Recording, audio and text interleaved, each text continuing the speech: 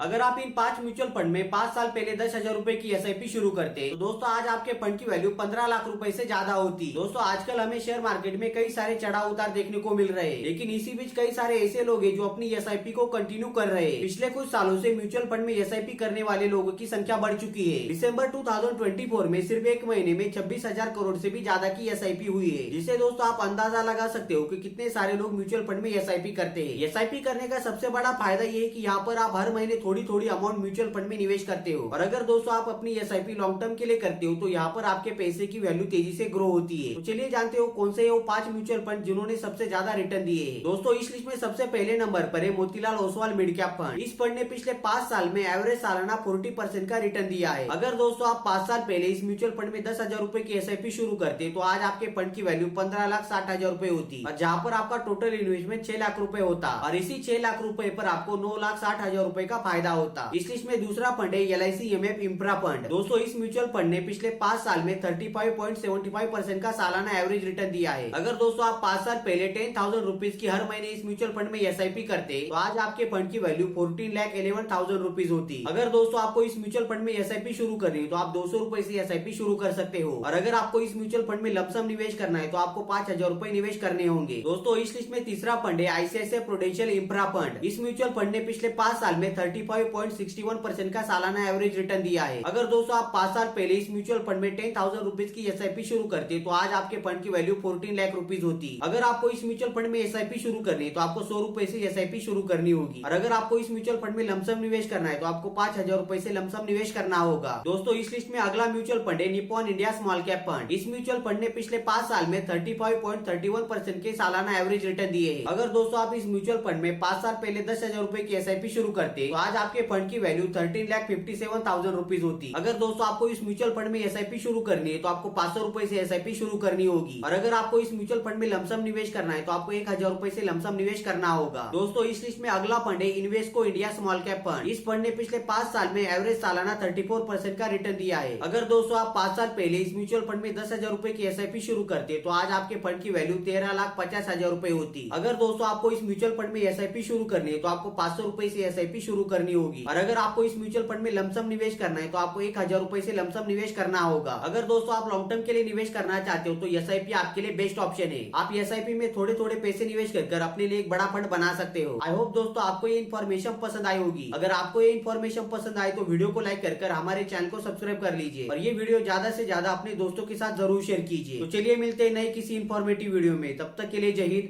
Vande Mataram.